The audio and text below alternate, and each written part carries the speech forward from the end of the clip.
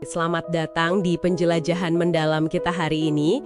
Kita mau coba gali salah satu cerita dasar banget ya dari kitab Kejadian soal dua pohon penting di Taman Eden. Iya, cerita yang kayaknya semua pernah dengar, tapi maknanya itu loh berlapis-lapis. Betul, Anda udah siapin kan beberapa ayat kunci dari Kejadian 2 dan 3, ada juga singgungan ke Yohanes 15. Nah, misi kita nih, coba kita kupas bareng makna pohon kehidupan sama pohon pengetahuan baik dan jahat, dan pilihan manusia waktu itu. Oke, siap. Bayangin aja, Anda ada di taman yang super indah, bebas makan apa aja dari pohon manapun. Tapi ada satu yang nggak boleh. Kenapa coba? Menarik ya? Sumber Anda kan langsung nunjuk kedua pohon spesifik itu di tengah taman. Kejadian 2 ayat 9 nyebutnya, pohon kehidupan, satu lagi pohon pengetahuan tentang yang baik dan yang jahat. Ini bukan sekedar pohon biasa gitu, bukan cuma tanaman hias ya. Jelas bukan? Ini pusat dari instruksi Tuhan, penting banget posisinya. Bener sekali, perintahnya kan jelas banget di Kejadian 2 ayat 16 sama 17. Semua pohon buahnya boleh dimakan bebas, titik.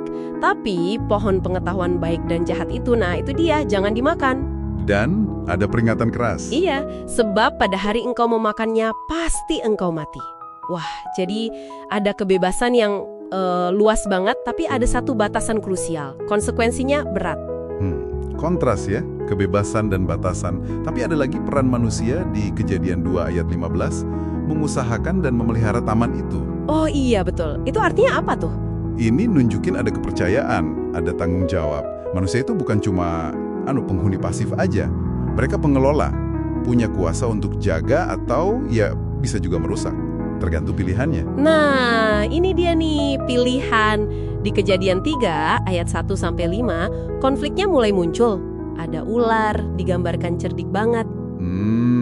Si penggoda datang. Dia langsung nantang perintah Tuhan. Nanyanya juga, kayak mancing itu. Tentulah Allah berfirman, semua pohon dalam taman ini jangan kamu makan buahnya, bukan? Dia puter balikan faktanya sedikit ya. Iya, terus langsung nyanggah konsekuensinya. Sekali-kali kamu nggak akan mati kok. Malah ngasih janji manis. Janji jadi seperti Allah kan? Tahu yang baik dan jahat, itu iming-imingnya. Persis, ini momen krusial banget. Taktiknya itu, menabur ragu dan janjiin status lebih tinggi. Nah, sumber Anda ini menekankan kalau pilihan ini bukan cuma cerita zaman dulu. Gimana maksudnya? Dikatakan gini, dalam kehidupan kita selalu diperhadapkan dengan dua pohon. Kita sebagai pengelola tamannya diberikan hak untuk memakan buah dari pohon-pohon tersebut. Jadi ini semacam metafora ya. Oh, oke. Metafora buat pilihan moral dan spiritual kita sehari-hari gitu ya? Betul. Pilihannya selalu ada di depan kita. Dalam bentuk yang beda-beda mungkin. Sumber Anda juga ngasih interpretasi menarik nih. Katanya manusia itu diciptakan dasarnya nggak untuk mati secara rohani. Kalau taat, kan ada pohon kehidupan. Yang buahnya boleh dimakan bebas dari awal kan? Ya, Kejadian 2 ayat 9 bilang gitu. Tapi, manusia malah milih yang dilarang. Ngomong-ngomong soal pohon kehidupan, apa sih itu sebenarnya menurut sumber ini? Anda nyinggung kaitannya sama Tuhan sendiri, pakai referensi Yesus sebagai pokok anggur di Yohanes 15. Iya, koneksinya kuat di situ.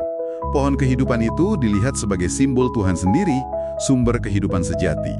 Nah, referensi Yohanes 15, Yesus bilang, akulah pokok anggur yang benar, itu nguatin ide kalau hidup sejati, hidup kekal, itu adanya dalam hubungan erat sama Tuhan. Bukan dari pengetahuan terlarang atau usaha sendiri, jadi kayak Tuhan ya? Tepat. Itu kontras banget sama janji si ular tadi. Hidup sejati itu bukan dari situ sumbernya. Terus, konsekuensi milih pohon yang salah itu gimana? Tadi disebut kematian spiritual, maksudnya apa ya? Ya, kematian spiritual itu digambarkan sebagai keterpisahan. Hubungan vital sama Tuhan, sumber hidup itu, jadi putus.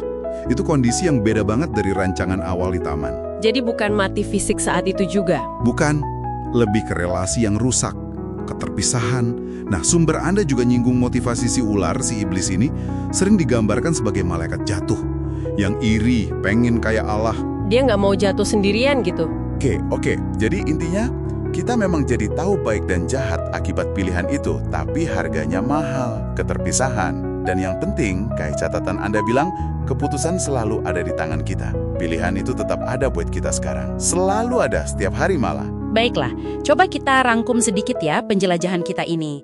Sumber Anda, ini melihat Taman Eden bukan cuma cerita kuno, tapi cermin pilihan fundamental yang terus kita, Anda semua, hadapi. Antara pohon kehidupan, simbol hubungan sama Tuhan dan hidup sejati, atau pohon pengetahuan baik dan jahat. Yang melambangkan pengetahuan atau otonomi tapi pisah dari Tuhan. Yang ujungnya ya keterpisaan itu, kematian spiritual. Ular jadi simbol godaan konstan ke arah sana. Dan kalau ditarik ke gambaran besar, Anda pendengar itu kayak pengelola taman zaman sekarang. Pilihan di Eden itu efeknya masih ada. Nah, ini mungkin jadi bahan renungan penting buat Anda. Apa itu? Ya, mengingat Anda terus dihadapkan pada dua pohon simbolis ini tiap hari. Dalam info yang Anda serap, keputusan moral, prioritas hidup Anda, gimana pemahaman cerita kejadian ini bisa bantu Anda mengevaluasi pilihan-pilihan itu? Dan mungkin lebih praktis lagi. Ya, lebih praktisnya, kira-kira seperti apa sih wujudnya memakan dari pohon kehidupan itu buat Anda? Dalam hidup nyata Anda sekarang ini? Itu pertanyaan bagus untuk dibawa pulang.